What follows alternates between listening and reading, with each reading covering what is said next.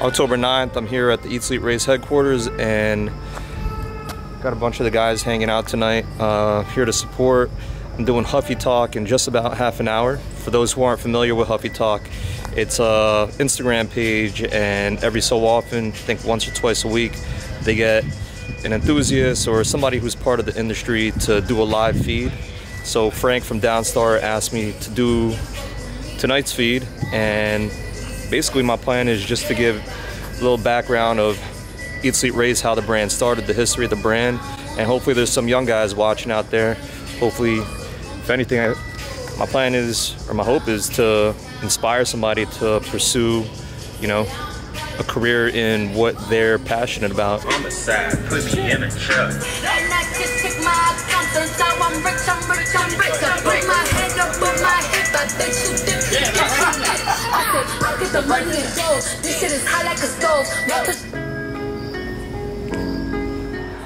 Alright, yeah, we'll kick it off right now.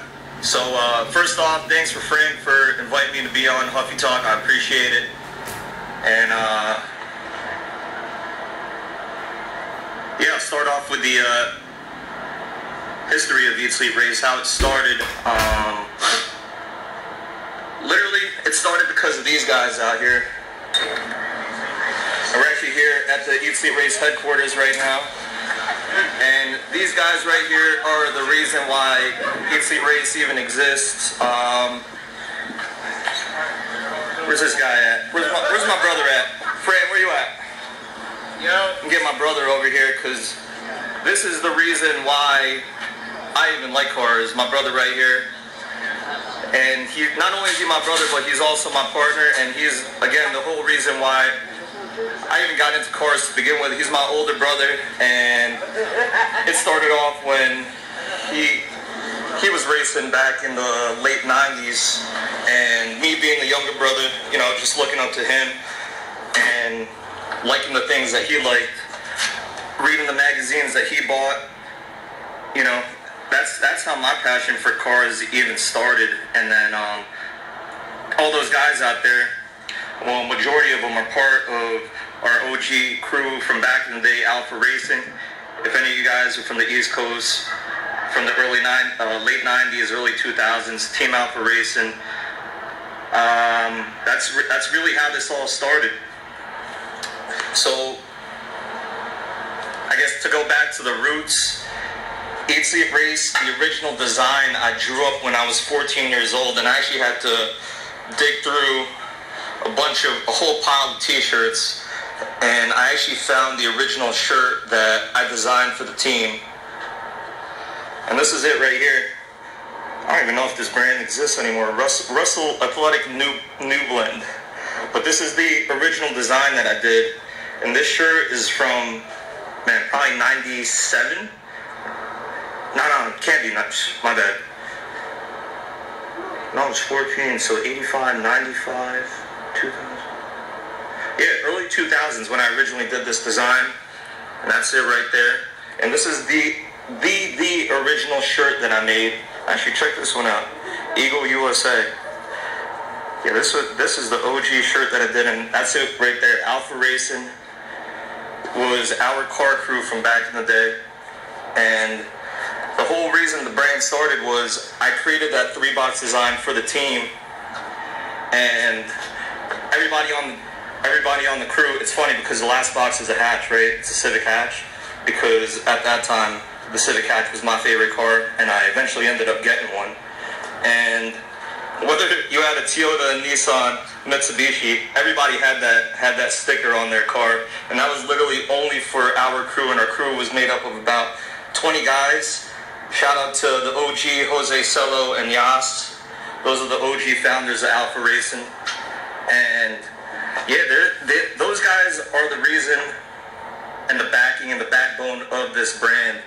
And let me say, what ended up happening was we rocked that design on shirts, stickers for probably a good 2 years. And it was finally, the turning point of the brand was when my father came up to me. My father came up to me at one of the events, and he was like, "Yo, Brian, a lot of these people are coming up to me asking if they could buy the shirts, and I'm telling my dad, like, yo, they're not for sale. Like, it's only for a team. And he's like, yo, you can make some money selling these shirts. And I was like, nah, like, that's not what I created this for. Like, this is just a representation of what we do.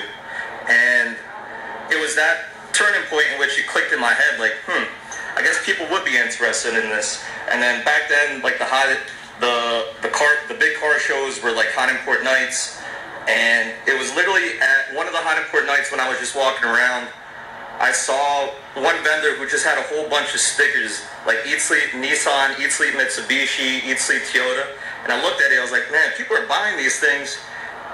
That shit doesn't even make sense. You know, how do you eat, sleep, and Nissan?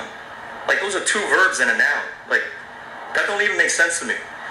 But anyway, it was that point in which I realized, like, yo, I think we got something here. Like, this lifestyle that this stands for, like, a lot of people are into it. Like, it's just not our group of friends. It's just not our team. So it was at that point I created 2 t-shirts. And it's funny because at the time when I started making these shirts, like, I made a batch and they would sell out. I made a batch and they would sell out.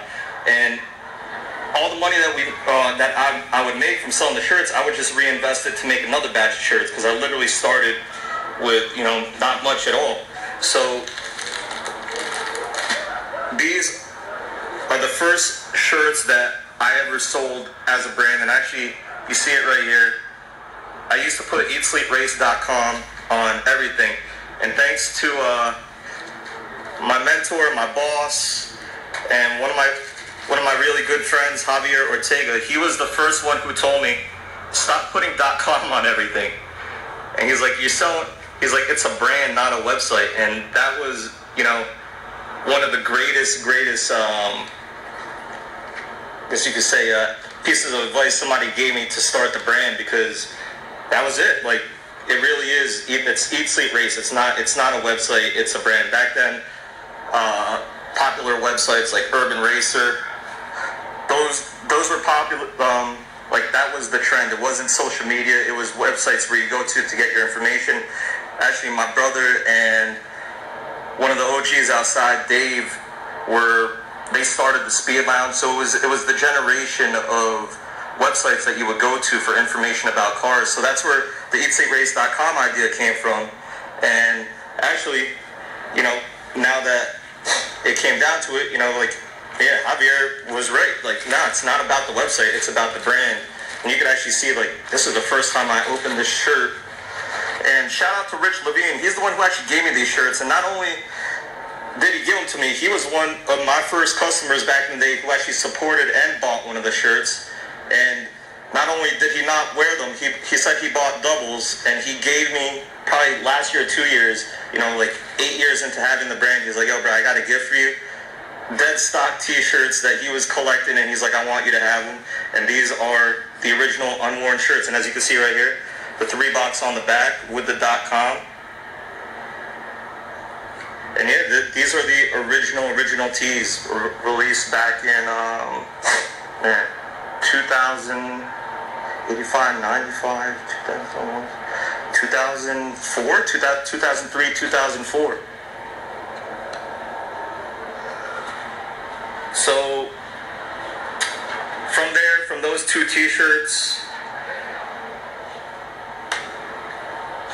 I could say the brand, it didn't really become a brand. It was honestly just those 2 t-shirts, and I decided, I was like, listen, I think I want to turn it into something. It's more than just these 2 t-shirts.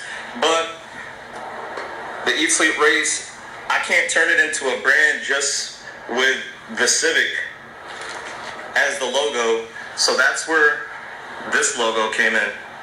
I designed this logo because it's universal. It applies to anybody. Like, for the 3 box, it's easily to hate on that because, oh, I don't got a Civic. Why do I want that? So basically, this is what it came into, and this is what stands for the lifestyle. You know, like, anybody who is into racing, no matter what it is, imports, domestics, anybody who's into racing lives this lifestyle if you're a hardcore racer. And yeah, and long story short, that's how it went off. And this right here this is the car that started it all. This is my 96 Civic EK, and it was my daily, it was my show car, it was my race car, and this car has so much meaning behind it. And that's actually one of, I framed this because that's one of my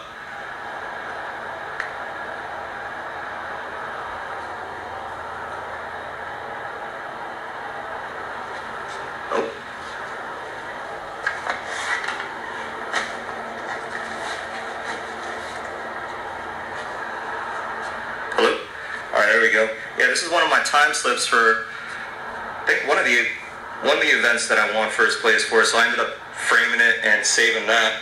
Oh, this right here is something to mention. Like I said, the guys outside, we're all part of our OG crew, Alpha Racing, and that's it right there, members of Team Alpha. And this article dates back to, man, and again, this was at Javier Ortega's event, SummerSlam at Raceway Park, and he's the one who set up this article. And this is featuring all the guys right before SummerSlam. And I'm trying to see what year this is from. South Jersey, 2002.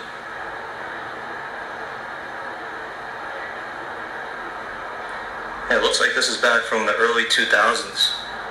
But yeah, that's really where this started off. So let me see here.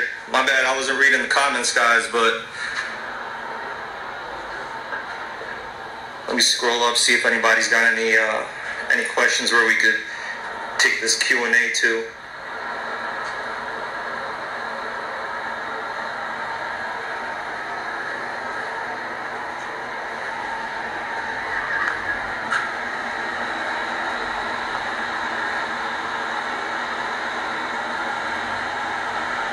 I'm just reading these comments, guys. Oh, for anybody who was watching the Eat Sleep Race or my personal Instagram stories feed, the promo code, the 25% off promo code for Eat Sleep Race, the discount code is Huffy, Huffy. So if you want 25% off on eatsleeprace.com, use that promo code. That was a special we were running tonight. I said I would announce the discount code during the live feed, and that's it, Huffy.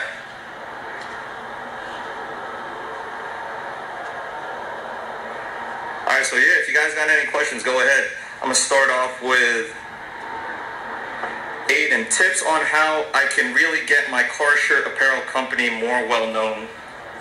Utilize social media. Social media is your best friend right now for any business, and build your network. You know, you gotta. That's how this brand started. It started with an original group of supporters, and more than anything, it was all my close friends and the team. Like I said, the team consisted of about 20 guys, and literally all the shirts that I originally put out, I did a pre-sale. Like, I didn't, for the first batch of shirts that I did it, and especially like the team shirts, I didn't just buy inventory and hope to sell it. I already got a commitment of guys who were interested in buying the designs that I made, and literally I designed them, I printed them out, and then I would take it to our meetings, and I would just show the guys. I would walk around like, yo, would you buy this shirt? And, you know, just do a pre-sale. And at that time, you know, I just wanted to literally wear the design, and I was making no profit on it. I literally just wanted to see the design on a shirt. So whatever the cost was, I would say, like, listen, this is how much it's going to cost me. Would you buy one? And thanks to them, everybody supported what I was doing.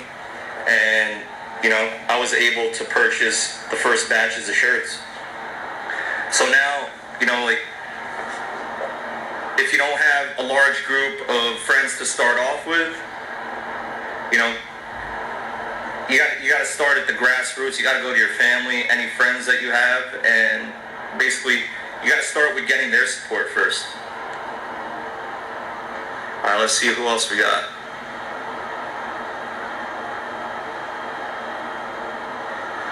Tubaso, bring the classic design back with the shirts. We might do that. We might do a retro inspired line or design with the 3-box logo in it. Maybe if we get enough people requesting it. We'll do like a limited run of those.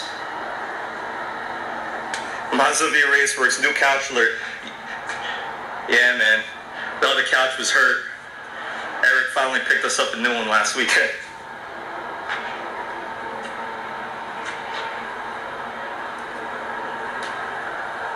Let's see what else we got here. King Hater, what was your biggest challenge starting out? Biggest challenge starting out? Honestly, I did this for the team. I did this as a hobby, and I never really, the goal was never to profit from it. Like, I really just saw it like, I want people wearing my designs.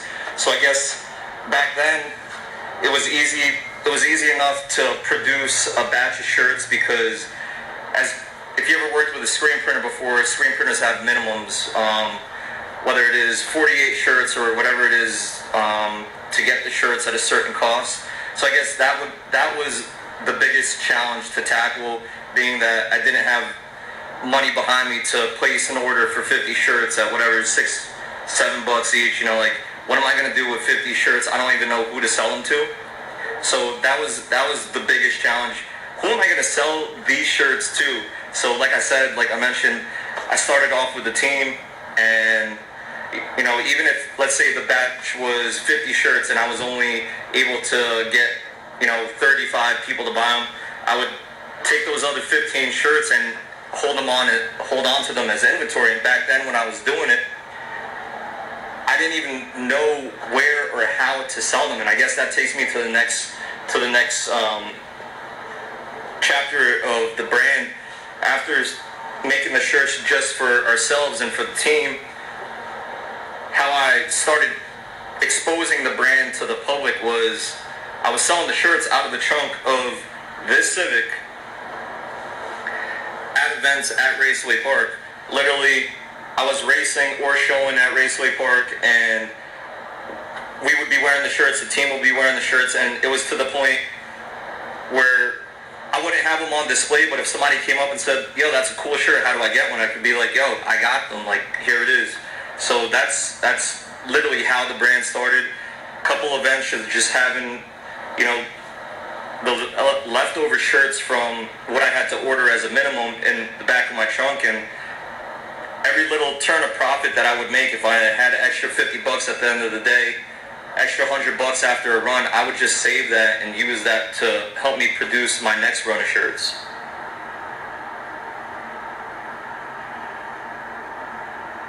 Jits Player 83. Yeah, that's I think I already answered your question. How did the business start? It literally started off as this 3-box logo that I designed for our race team, and then yeah, the demand was there. People wanted it, and started off with some t-shirts, and then eventually made some stickers. Project FD2, do you think it would be possible to build the Eat Sleep Race brand to be the same if you started in 2017? I would say it would be a lot harder, and it would be a lot harder because there's a lot of competition now, and it's a lot easier to start your own brand these days. You can literally make t-shirts in your house. You can make t-shirts at no minimum online. Back when I started this, I had to look through the yellow pages to find the screen printer. And nowadays, it's so easy to start a brand. When I officially registered this brand as a business back in 2007, I can easily say I was one of the first racing brands dedicated to racing. There were other motorsports brands out there like Fox, who did it for motocross, Alpine Stars, another OG, but no one was targeting the import sport compact community, and that's where I saw a void that I personally wanted filled. I've always been into sneakers for as long as I could remember, and that was just my thing, being a fan of the street where industry, reading all these blogs of brands like the Hundreds, 10 Deep, Mighty Healthy, Stussy. You know, those are all brands that I looked up to, that I was a fan of, and behind the core of that was, you know, like, I want these style and design of shirts, but related to cars that I can relate to, because everything was revolved around skateboarding. They were all skateboarding brands, and I was like, why doesn't a brand exist for car enthusiasts? So that's where I came in. I was like, you know what?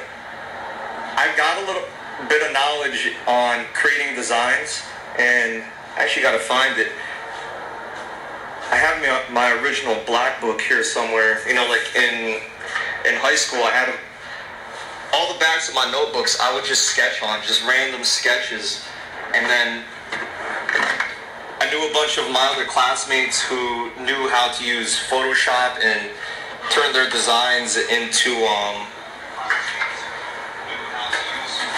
computers and stuff, and I thought that was really cool. So I was like, how can I teach myself how to do that? So back then you would literally have to buy books to learn how to use different programs. So I did that.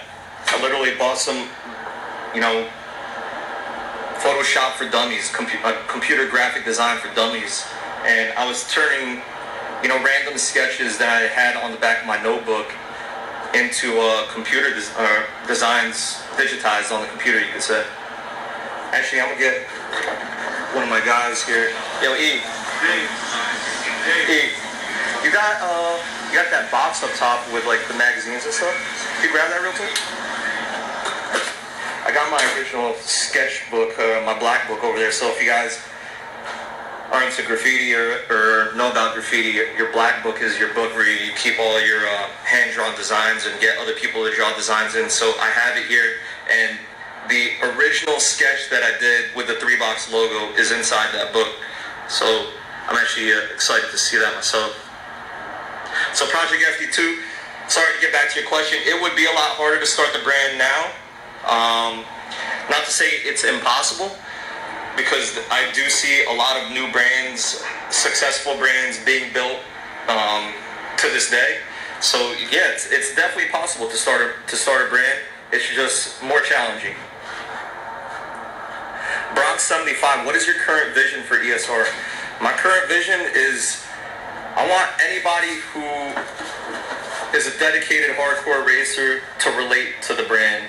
And you know, we've been doing this officially, and actually just the other day I realized I registered this the brand or the company back in 2007, so it's 2017. This is actually our 10-year anniversary. So that's actually pretty dope. I just want to keep expanding it, and like anybody who's into cars, into racing, passionate about racing, I want them to hear, to learn about the brand, and you know, eventually to become a fan. We got, oh, there it is. This is my black book right here. This is Eric. This is our operations manager. He's here all around the clock. So shout out to Eric. If you buy anything on EatSleepRace.com, it's Eric and his team who are responsible for getting your orders out. So if you don't get your order, this is the guy right here to blame. But yeah, shout out to Eric. He's definitely been an integral part of growing this brand. Oh man, this is dope. As you can see here, this whole box has been stored in our warehouse, and these are, this is tight. This is the original foil from one of the limited edition shirts that we did. I just want to show you real quick. I saved a lot of all my original sketches from, you know, decades ago. A lot of my original drawings are in here. And literally, man, let me find it real quick. These are original drawings that I did for the website. So back then, before I would turn it into,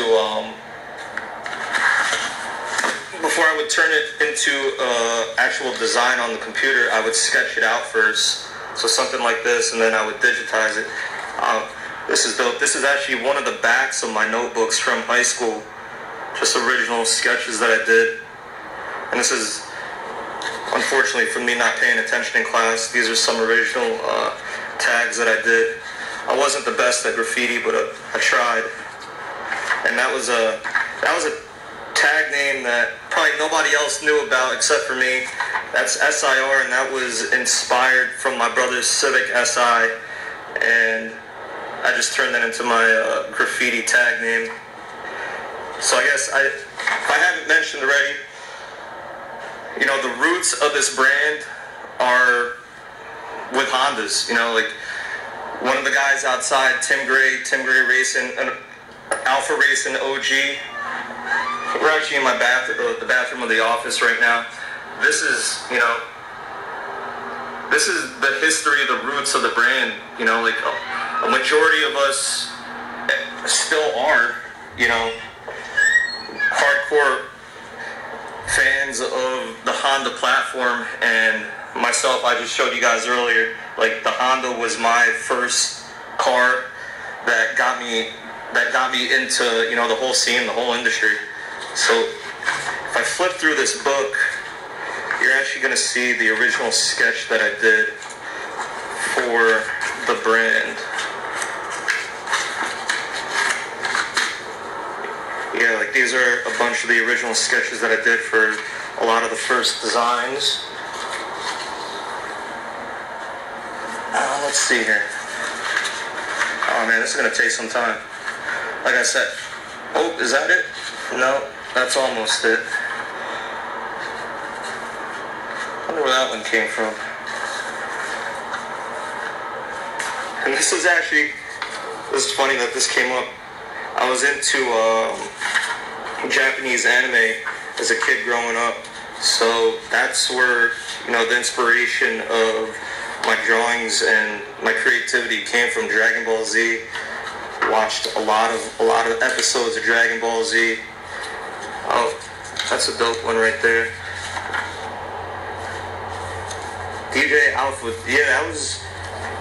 And as you can see, everything came back to the cars. Alpha Racing. So I took the name DJ Alpha. I wasn't very good at all at DJing, but I gave myself my own name. Look at that sketch right there. But shout out to the Elite Camp. This is a sketch that I just randomly did for that's my brother's DJ crew, the Elite Camp. Yeah, these are a bunch of all the original sketches of designs that I did. I haven't seen this stuff for years on years, so you guys are checking this out just as I'm seeing them. Check this out. This was one of the original sketches for the original website that I made. Man, this is dope. But anyway, let me keep going here. So Bronx 75, what's the current vision? I just want to see anybody interested in racing to learn about the brand. Jake, is Tim Gray too tall to drive an all-motor car? That is not true. Tim Gray is not too tall to drive an all-motor car, because actually Tim Gray drives one of the fastest all-motor cars, like you guys just saw on the wall out there. Shout out to Tim Gray Racing right here, owner and driver of the Eat Sleep Race all-motor car. Tim, OG Alpha Racing. How many years you been racing for? Like 12 years in the heads-up class. 12 years. So a lot of the people say, oh, Eat Sleep Race must have mad money to sponsor these cars, like the Dynamic Race, Dynamic Performance Race, Sport Front Wheel Drive Coupe, Tim Gray's all-motor hatch. Like, nah, this is just love right here. We go, man, way back, over a decade. This is just an OG homie right here, supporting the brand, supporting our friends. Like, it's been 12 years. It's crazy, but that's really what it is. Like, it's just a lot of the cars that you see that we got support ESR on. Oh, Shout out to Huffy Talk. Huffy Talk. Huffy Talk. Anything's possible. Sponsored by Henny. Okay. Anyway, back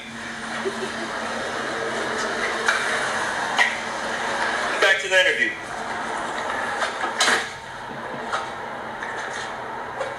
Preto Racing, shout out to Norris, shout out to Sheepy Built, shout out to Ricky. I'm just scrolling through here. Rigo 2 Hype, is the camo jacket out yet? The camo jacket is not out yet, but my wife, where's my wife at? She's wearing, stand up. I'm gonna show you guys the camo jacket that's coming out. That's my dog Lilo. This camo jacket's coming out soon. Lilo, your head's blocking the jacket. But yeah, that jacket's coming out soon. When is it coming out? That jacket is probably coming out probably next week. We'll do a release next week for that one. Ricky, you heard Tim's new car is turbo. That's not true. No, Tim's got a new car, but it's not turbo. DP Tim Gray should build a turbo car. You know it's not going to be a turbo car because you guys are working on the chassis of that car. Let's see what else. Taste Racing, Tim Gray. Well, Tim, you're outside, and if you listen to this, apparently everybody thinks your car needs to be turbo, but Tim's a nasty all-motor driver, so I think Tim's just going to keep it au naturel. Alright, let's keep it going. Oh man, this combo turned into Tim Gray. Yo, Tim, I think you got to come in here. A lot of people asking questions for you. Frank, what do you have planned next for ESR? So, shout out to Frank Downstar. What do we have planned next for ESR? Let me see if we have it. Expanding our product line, more than anything, evolving and, doing things. Like I mentioned, there's a lot of other brands out there now, a lot of other brands for the car culture, and there's nothing wrong with that. That's great. But what's that also mean for our brand? There's a lot more competition. So what do we have to do to make sure we stay, in tune with the competition, if not ahead of the competition? Let me say, what do we got to do to stay ahead? I have to take my knowledge that I've learned and taught myself over the past decade and use that to continue to evolve the brand. So I'm stepping into more cut and sew pieces, and something new that we're going to be offering for actually not next year, but starting now is, let me get Eric to get me a sample. Actually, yo, Hugo, come inside. Hugo's actually wearing one of the sample pieces that we did. We're going to start doing custom racer t-shirts, so you got to turn your volume down real quick. So if you have a race team, and you guys want custom shirts, we're not doing custom t-shirts, we're doing custom, I call it intercool technology shirts. So these shirts are designed to keep you cool during, hot track days. And not only that, there's no limit to the amount of colors that you can do. So Hugo, come over here. So this is, a step towards a new product offering that we're doing. Like I said, the material is breathable. We're calling this intercool fabric. It's not cotton, it breathes. That's one of the toughest things, and another thing that we're doing with the brand. For, close to a decade, we've been printing on 6-ounce shirts, cotton shirts, and the downside to printing on cotton shirts, especially 6-ounce heavyweight shirts, so let me say 6-ounce for those who aren't familiar with, apparel. 6-ounce is your heaviest t-shirt that you're going to get, and it's one of my favorites, but something more that we're trending towards are the lightweight shirts. We just did a few designs this summer on lightweight shirts. I believe these are either 3 or 4 ounce. You can tell by the fabric. Just look how it looks and feels here compared to a 6-ounce shirt. So that's something that we're expanding into. Like I said, more cut and sew. So we've got more jackets coming through, like that camo jacket. That's not just a regular camo jacket that we put our logo on. I designed the fit of that jacket, and the designs are, they're not printed on top of just a stock jacket that we put our logo on top of. Those were literally designed from scratch. So it's stuff like the racer shirt that Hugo was wearing, that started out when I started doing these tank tops. So we did these tank tops for the summer. People were liking the idea of the designs, not being printed on the shirt, but they're actually in the shirt.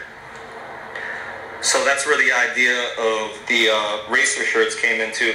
So if you have a race team, we could design those shirts, we could create those shirts for you. And the whole idea of those shirts, it's the anti-racer shirt. So traditionally for the race industry, people would wear the button-up polos or the zipper shirts, and honestly, I'm not a fan of them.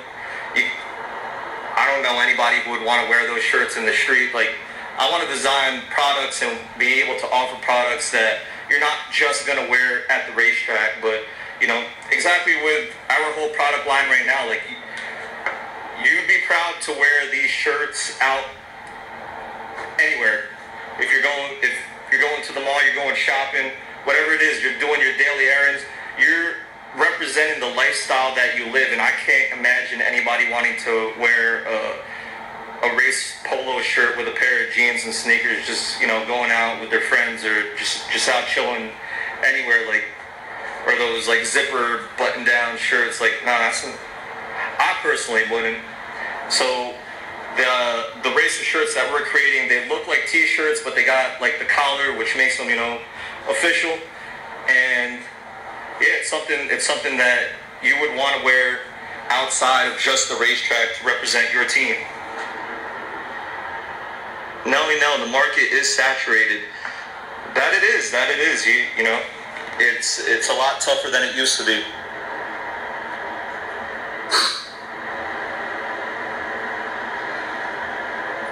Let's see here. Just reading through the comments. Dan, Biggie or Tupac? Biggie. Biggie for sure.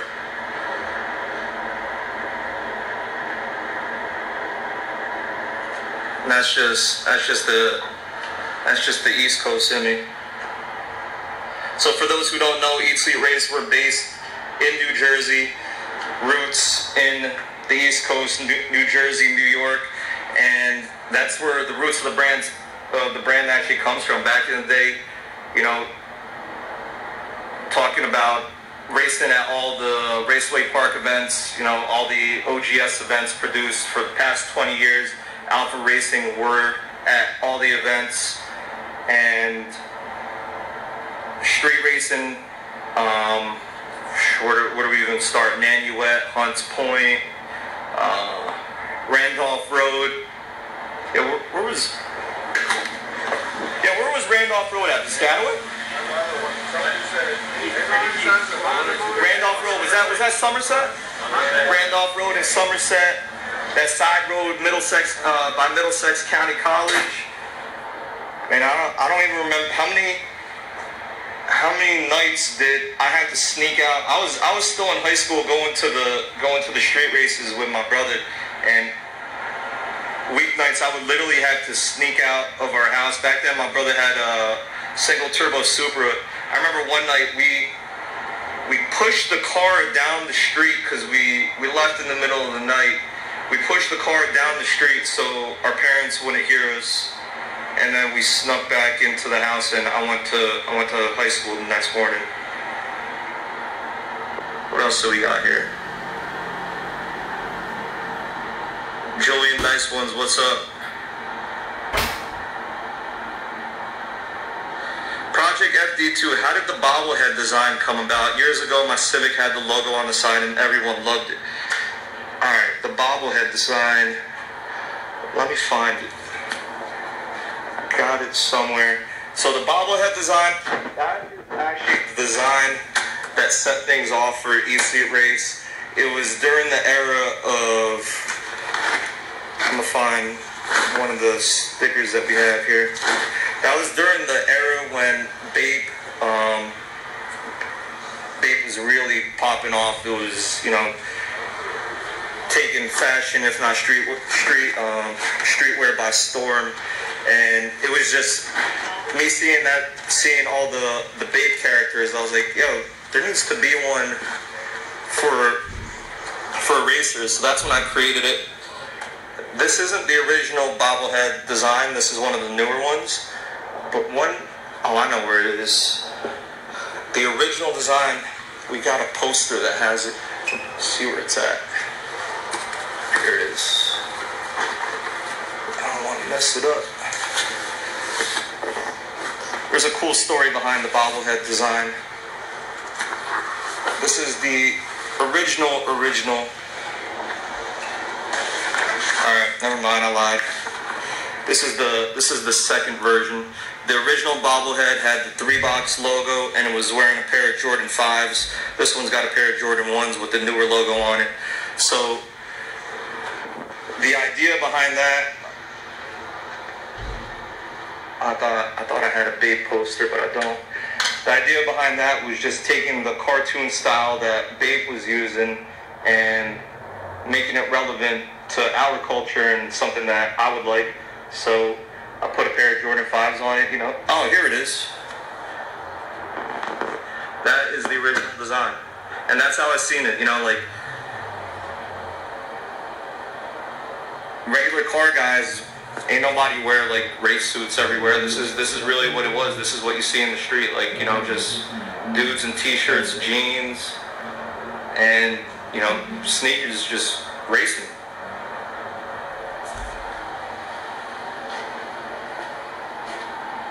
Let's see what else we got here.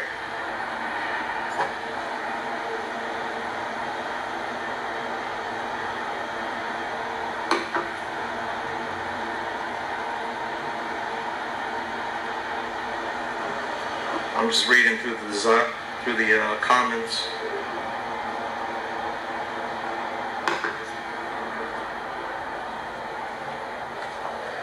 Nelly Nell says the Alpha design was dope. Who came up with that? One day you want to build your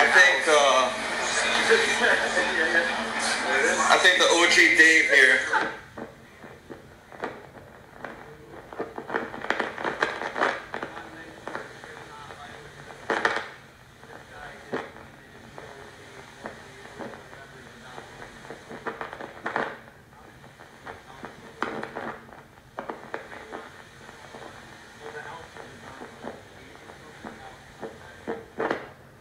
I don't remember that. You don't remember that one?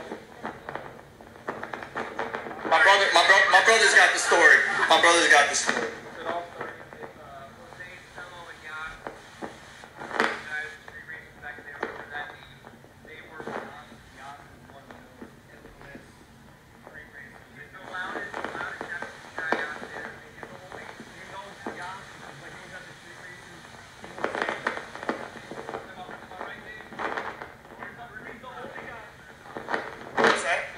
Oh, there's no sound? Is there sound now? Alright, so if you guys didn't hear that, Yas, you couldn't miss him at the street races because he's the OG and he's the only Asian dude at a street race that wore sandals. Birkenstock sandals. If it was winter, he was still wearing Birkenstock sandals. Yeah. Is that right? You catch him in AVP, Newark, Hunts Point, no matter where it's at, you catch Yas there with the Birkenstock sandals. Actually, Hugo was one of the OG pit crew members for Yas. He's keeping his head down. All right, so Fran, tell him the story about the Alpha logo. So the Alpha logo came from Yas and Jose were playing Street Fighter, and there was a specific version of Street Fighter that came out at that point. It was the Alpha edition, and actually, if you guys look, that's what the Alpha is exactly like that. So they come up with Alpha Racing. Yeah, who's got a light? Rich right here. Oh, Rich got one of the OG shirts on right now. And Rich's Type R right here, he's got the original Alpha logo on it. That's Danny's Type R right there. Oh, there it is. If you guys can see it, that's the original Alpha logo. Like I said, Street Fighter Alpha edition. But that's not the actual logo, though. I remember what they did. They ended up flipping the A's in the Alpha so that they look like that. And that's, man, to this day, that's still one of my favorite designs that's out there. So these are all just my homies right here, and they're all just out hanging out tonight. We're grilling, just chilling, and this is really why the brand started. This is the root and the backbone of the brand, because this is what it stood for. Literally, all week, if not, you know, the weekends back when I was in high school, like every weekend, it would be about cars. Whether we were at events, whether renting on cars, going to shops, going to street races, whatever it was, it would always just be, you know, the group rolling deep to all the events and just hanging out. And this is really just what it is, what it's about. Jake said that you're the Matumbo. You want to hear about the Viper, Brock? All right, let's see what else we got.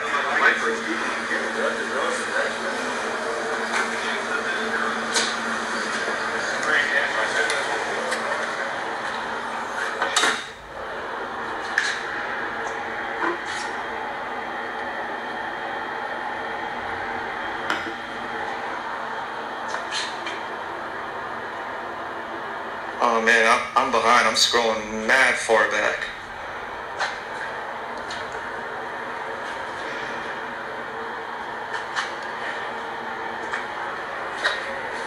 Alright, so the Viper. See a couple people asking about the Viper. So the Viper, why do I have a Viper? This is just one of the cars, you know, as a kid growing up into cars, I had a bunch of posters on my wall, you know, Lamborghini Diablo, Ferrari Testarossa, and the Dodge Viper was one of them. And it was just a car I always dreamed about having, and finally when the opportunity came around that I was able to get one, I did it, and I'm driving. This is one of my dream cars. And what is the best time on the Viper for the quarter mile? And for the times that I've driven it, off the top of my head, it's ran 11s. I can't tell you. The last time it ran 11s was probably 3 years ago, because there's tons of stories with this car of why it's not been on the road and why it's not hit the track. I just took it to the track a couple weeks, or actually a couple months ago. You can actually see that on my YouTube page. If you guys have YouTube, subscribe to my YouTube channel page. You can search it, Brian ESR. I did a video of when I took it to the track the other week, and that's the first time that I ran it on the M&H Race Masters, and I'll be honest, that didn't go too well. It was way over a year since the last time that I took it to the track, and I still wasn't able to get it to hook. I was revving it low, revving it high. It still wasn't hooking, so I still gotta, you know, get more seat time and get behind the car to get it running to what it should be running. Let's see here. Aiden, you going to Ratchet Friday? You know I'm going to be at Ratchet Friday. So, I guess that brings me to another story. Not only do I own Eat Sleep Race, but my full-time job, this actually isn't my full-time job. My full-time job, I'm the production manager and VP of marketing at OGS 1320, and we produce the largest sport compact drag racing lifestyle event in the world, and that's Honda Day, now known as H Day. So I've been working for OGS 1320 for the past almost 5 years now, and that brings me to a great story. And this is hopefully for any young guys watching. I love racing, and my life revolves around racing, and thanks to my wife for putting up with it, and I'm glad that she loves cars too, because if she didn't, we would not be together, because I'm literally all about cars 7 days a week, and this is my business, this is my hobby, Eat Sleep Race, but my full-time job is at OGS 1320, and like I said, we produce about 24 events every year. H Day, Honda Day is our biggest event. Shout out to Javier Ortega. And that's a great story, Nick. I'm going to take this story to anybody that's trying to pursue a career in an industry that they love. I mentioned I bring this up. And the story behind it is the Eat Sleep Race brand, it honestly started, and I was able to get it out to the public at Javier Ortega's events. It was the events that my crew, Team Alpha Racing, we loved going to, we looked forward to racing at Spring National, SummerSlam, Fall National, Street Wars. Those are every single event we were there. I was racing my Civic at those events. Like literally this Civic right here. I was racing that bracket Civic at every single event. It was my daily driver too. And the insight that I could give to, you know, anybody out there trying to pursue a career in what they love, it's just expose yourself. Let people out there, let it be known that you exist, that you have a talent, that you have a skill that could, you know, benefit the industry, benefit their company,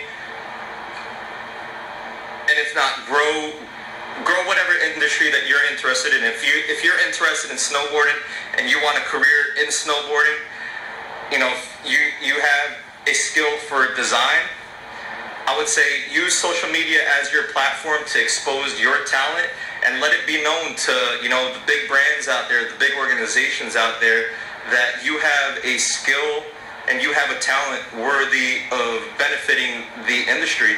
So Javier, a great friend. Long story short, my brother used to work for Raceway Park and for Javier years ago, and that's how the relationship started. And, you know, starting the brand, there was no money behind it. You know, I used to work 2 part-time jobs after high school, and every dollar that I got, it went into either sneakers, because I love sneakers, or into parts for my car. And, you know, sidetrack to sneakers, I was flipping sneakers, and whatever extra money that I would get, I would either reinvest into sneakers or I would buy parts for my car. But anyway, back on track.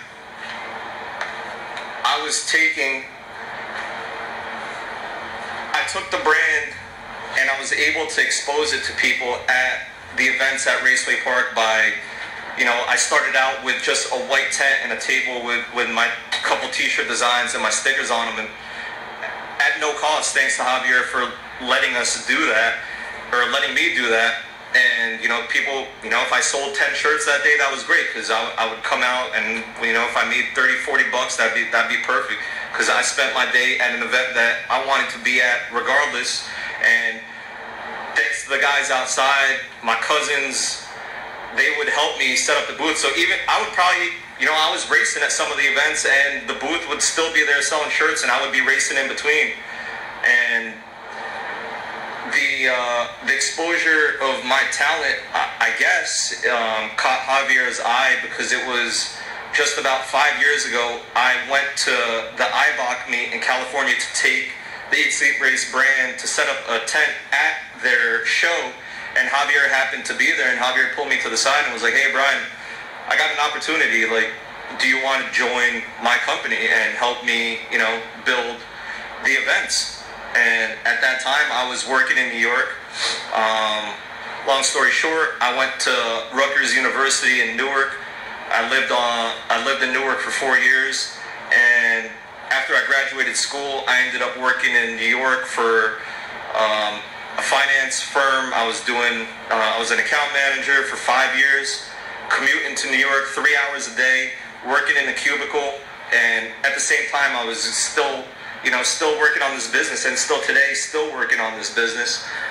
And, you know, for my full time, I wasn't feeling like, I would go to work and it was just like, that's what it was. It was just work. I was commuting 3 hours a day, riding the train out there. I live in Jersey, commuting to New York.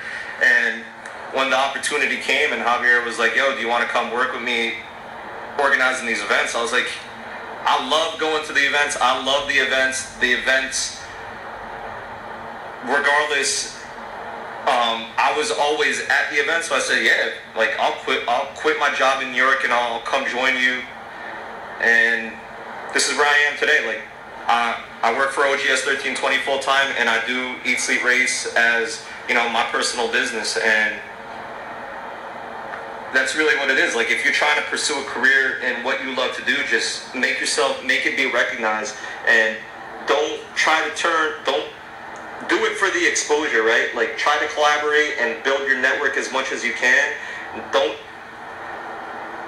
try to milk it for any penny that you can make. Like, the opportunities that you get, you know, more than anything, look at it as the exposure that you could gain for your personal brand, and, you know, use it as part of your portfolio. Make sure you expose yourself on social media to let people be known that you have this certain skill. Alright, so let me get back to the questions.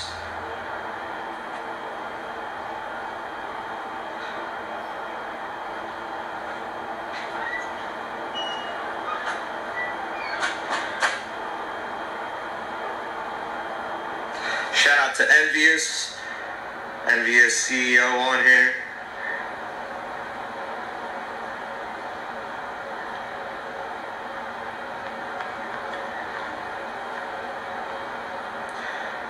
Rick L. Dabney.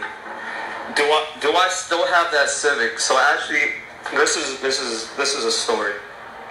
So this Civic was my pride and joy. There's a long history behind this car. One of our great friends and somebody that I honestly looked up to, and to this day I still look up to him. Like, man, it brings me chills when I think about it. That car belonged to a family friend, and, you know, just a personal friend of mine, who was actually my brother's age. He was older than me, and he was one of the coolest guys that I've ever known. His name is Leo Zarza, and unfortunately he passed away at a young age. And I remember when he got that car, I saw it and I was like, maybe it was because he owned it, but when I saw it, I was like, I want a car like that when I could drive. And unfortunately he passed away at a young age, and I was 15. I was 15 at the time, and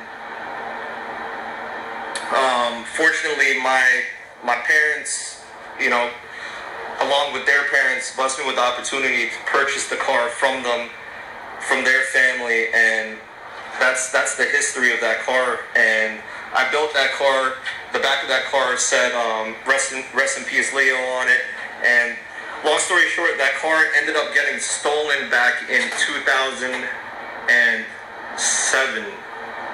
Yeah, somebody stole it from my driveway back in 2007, and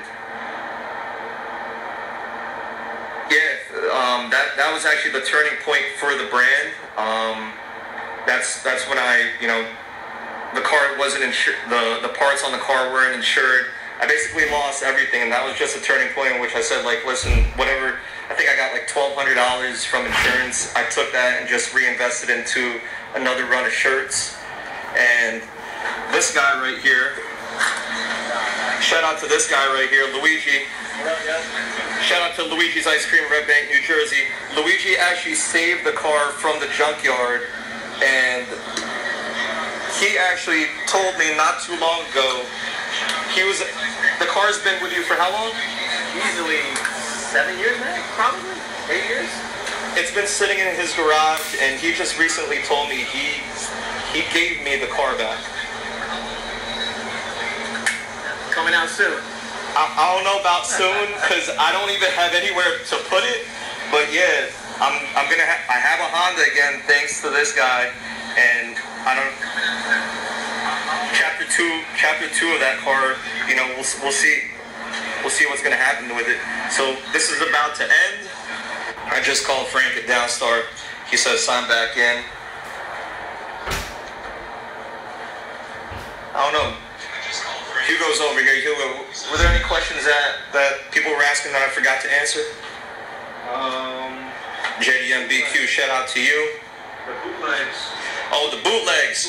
Oh man, we got a pile of bootlegs. Yo, what's crazy with the bootlegs is there's stores in the Philippines, which is where I'm from. I'm Filipino, and it's sort of fucked up. There's stores in the Philippines at this market. They probably got like 6 or 7 stalls that just sell fake Eat Sleep Race. Like, it's sort of fucked up because my own people are making fake Eat Sleep Race. So how do I deal with it? I you know what? I never really addressed it. I just keep letting them do them, and I'm doing me over here. You know, other bootlegs around, you know, in the U.S. The brand has spent a lot of money protecting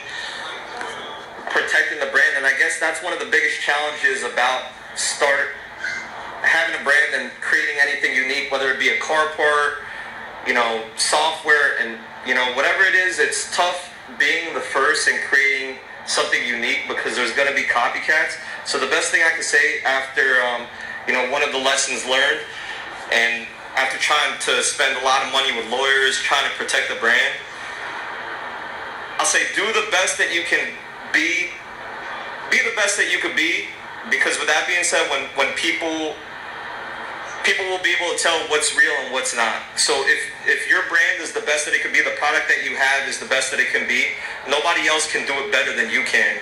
So it's easy to tell what the knockoff version is. So, you know, like, I take a lot of pride in the quality of our products, the design of our products. So if we have the best that's out there, I could easily, my wife is the worst at it, because when she's at the track and she sees people wearing fake Eat Sleep Race, like she'll automatically, you could just tell by the quality of the product, like, yo, that's not an authentic Eat Sleep Race product. She'll actually call people out and tell them, like, yo, what you're wearing is not real. You should buy the real stuff right here. I tell her not to, but she does that.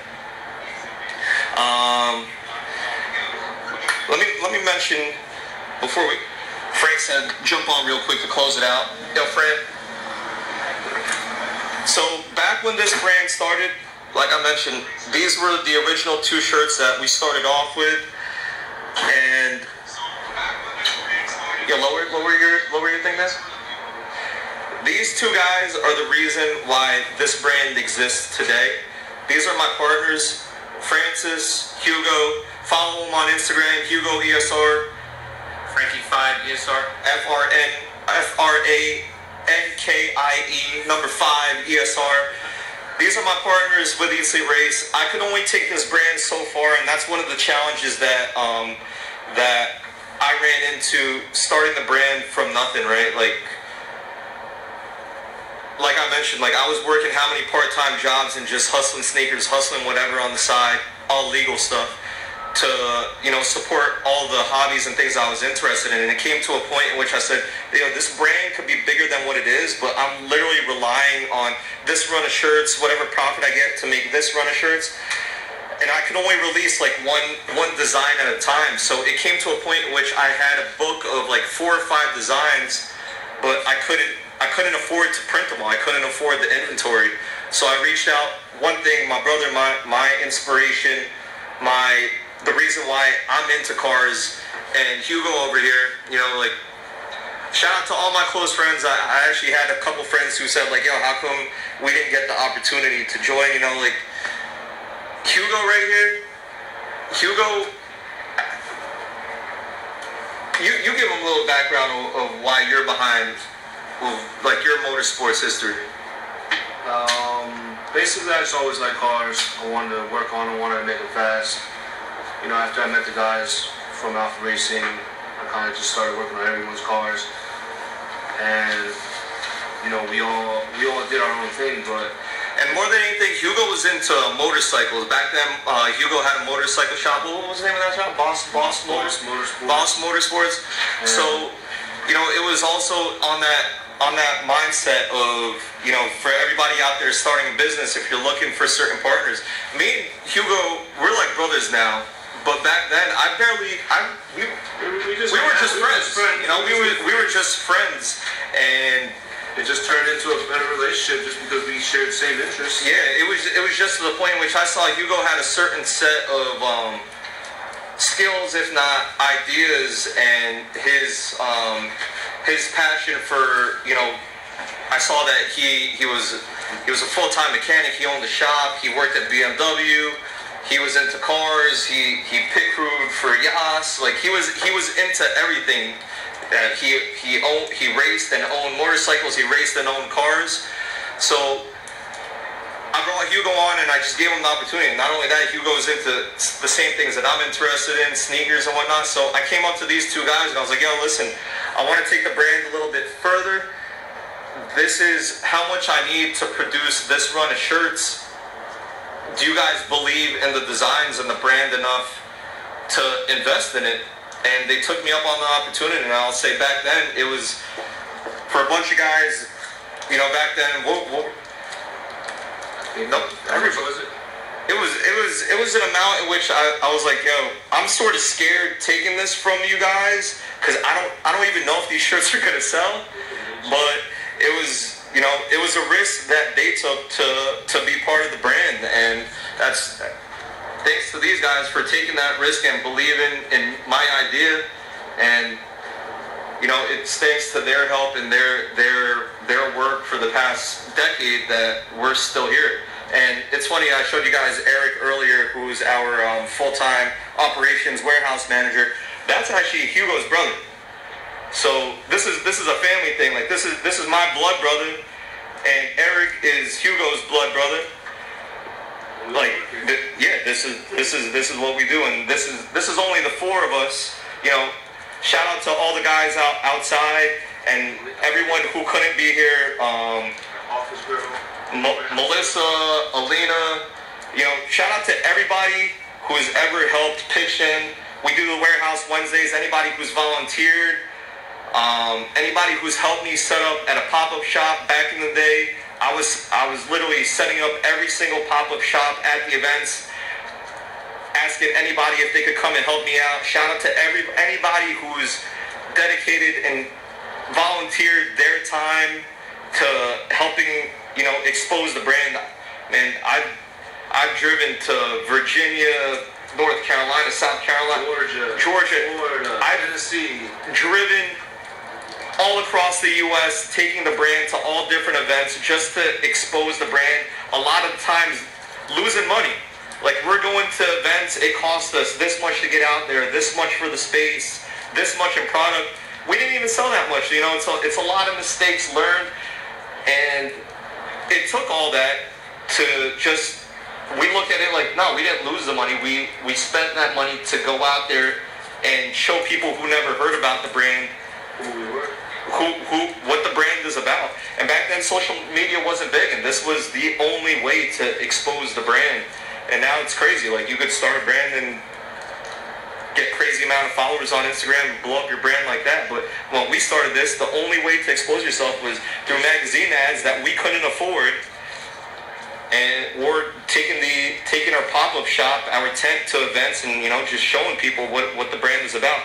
And that's a great turning point. The turning point for this brand, from what took us to here was when I went to SEMA with my brother, Dave, Kali, a couple other friends. And like I'll say, one of the biggest things pieces of advice that I could give you about starting a business, you got to network. You got to network with as many people as you can. Let them know that you exist. Because that's what I did. What year was that we went to Vegas for when I met the guys from Super Street and Import Tuner? It was probably mid-2000s. Early 2000s. We went to a Honda after party in which I don't think we were even supposed to be there. Somebody let us in there. Somebody said, yo, there's a Honda party. Yo, it was so early. Steve Aoki was the DJ at that party, and he was a nobody. I took a picture with him just because I heard of him. Nobody knew who he was. Nobody was paying him any attention. That's how early this was. Nobody knew who Steve Aoki was, and I got a picture with him from back in the day. I'm going to actually put that on my Instagram. And I knew these two guys just by seeing them in the magazines from Import Tuner and Super Street. Shout out to Carter Jung and Jonathan Wong from Super Street. Thanks to those two guys, I just went up to them and I was like, yo, how come you guys don't feature any clothing in your magazines? They were sitting at the same table together and they just looked at me real crazy. I was like, you know, I got this brand. It's called Eat Sleep Race. I'm from New Jersey, and it'd be pretty cool if you guys just featured like fashion in your magazines. It don't even gotta be my brand. It just gotta be anything. When I was like, fashion and cars, it goes hand in hand. It was a short conversation. It was like 10, 15 seconds. And they're like, oh, that's cool. I handed them my business card, and that was that. And And really, that's all it was. It was networking. They gave me their business card. I followed up with them. I was like, hey, what's up, guys? I met you at SEMA. I didn't think nothing was going to turn of it. 3 months later, what the next issue was, both of them did a Fashion and Cars magazine feature, like 3 or 4 pages long, featuring, you know, different brands out there. And one of them was my brand. And honestly, that was what took us from, you know, local exposure to national exposure, because back then magazines was really the biggest way to get out there. It was magazines, and this is when like internet websites were popping up. Like I said, Urban Racer, Speed Lounge. What other websites were popular back then? The majority of it was Urban Racer, Honda Tech. Oh yeah, the forum was big. Honda Tech. Yeah, Honda Tech was one of my favorites. Forums was big. All the forums. The forums and the magazines was where it was at. And shout out to Import Tuner and Super Street. So those two guys, they were the ones that gave us that national exposure. I had a website that was getting like 1 order a week, and it was literally after those magazines came out, it was like, man. Also, shout out to Modify Magazine, Dave and Frank from, you know, when Modify Magazine was around. They looked out, they saw Alpha Racing, they were like, yo, you guys got some fast cars. So, shout out to Dave. Shout out to D-Sport. Shout out to, you know, Honda Tuning, thank you very much. Shout out to all, you know, we're shouting all these names, and the reason why we are where we are is because we created those relationships.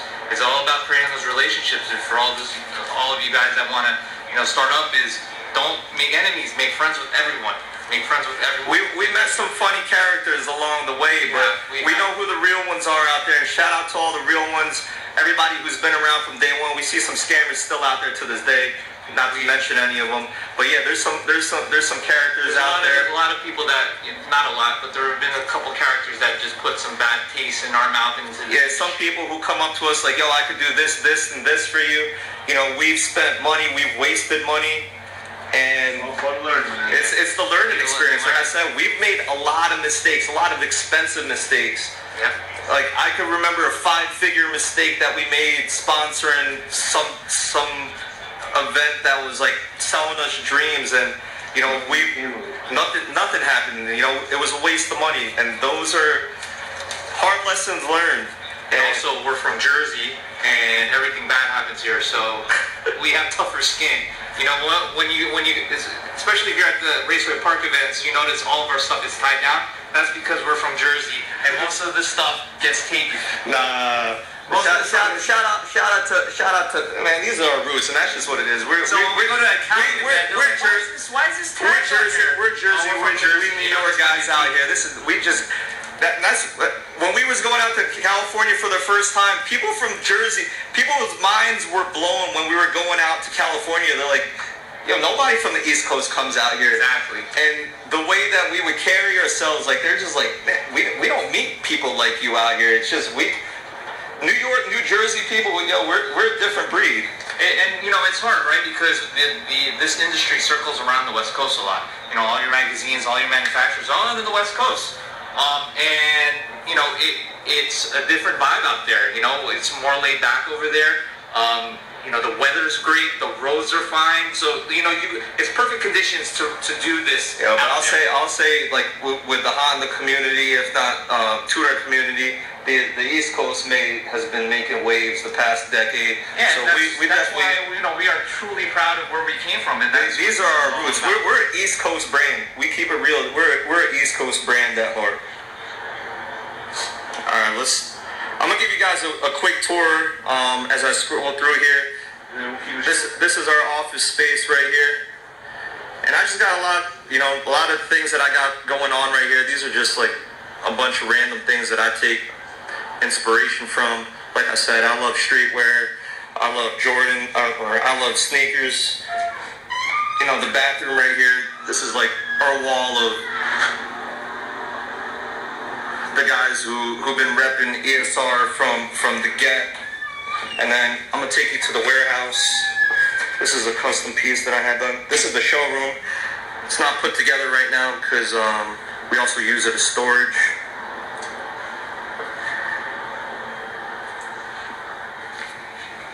and this is the warehouse right here. So we're based in Edison, New Jersey, and for anyone who missed it before, EatSleepRace.com is where you can purchase any of our products if you can't see us at any of the events. And we're actually running a special 25% off if you use that promo code Huffy, Huffy, for the next 24 hours. And you can catch our pop-up shop this Friday if you guys are in New Jersey at Ratchet Friday at Raceway Park. Or we got our last warehouse Wednesday for 2017. Next Wednesday, you can catch us here. I know a lot of you guys had questions that I didn't answer. Feel free to follow my Instagram, DM me, hit me up with a comment. I just started my personal YouTube page. If you search Brian ESR, I just started doing some vlogs. You can learn more about me. The reason why I'm doing that, like I just want people to know about me personally, things that I'm interested outside of cars too. Eat Sleep Race, it stands for a lifestyle, but I'm also interested in a lot of other things that you can learn about that on Brian ESR as I create more vlogs. I probably got a couple, if not a dozen videos up there right now, so subscribe to my YouTube channel, and yeah, feel free. If anything, I'd love to inspire anybody out there who wants to, has a certain skill. If you have any questions, hit me with a DM. I'll give you any insight that I could give that I wasn't able to answer on this live feed.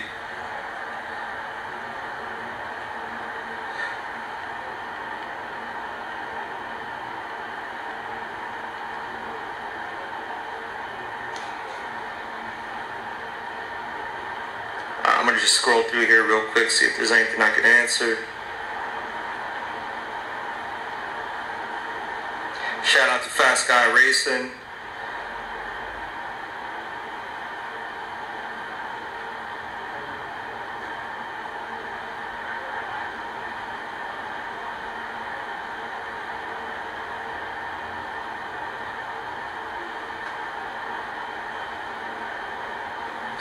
Yeah, we're gonna leave it at that. So once again, if you guys got any questions, anything, if you see me at the events, you could ask me in person. Follow us on Instagram for all the events at OGS1320. Yeah, my personal YouTube page, Brian ESR. Obviously, my Instagram, Brian ESR. Oh, she's gonna get a cameo because this is one of the reasons, and one of the reasons why your orders go out. This is Alina. Alina is, one of the people responsible for making sure all the orders get out there. Shout out to everybody who supported our rebuild campaign for Puerto Rico and Texas. I know we just wrapped up that Puerto Rico fundraiser today, and shout out to everybody who was able to support. And yeah, I'm gonna wrap this up. Thanks to everybody who tuned in tonight. And actually, Frank, I forgot, but I'm gonna do it. Anybody who's following Eat Sleep Race or Brian ESR, we're gonna do a giveaway.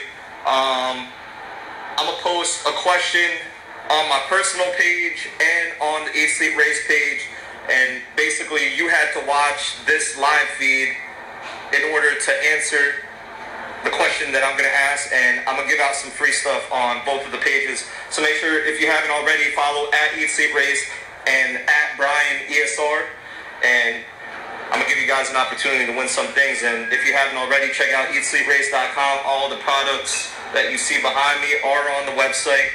And for the next 24 hours, you can save 25% off with the promo code Huffy, Huffy. All right, I'm signing off, guys.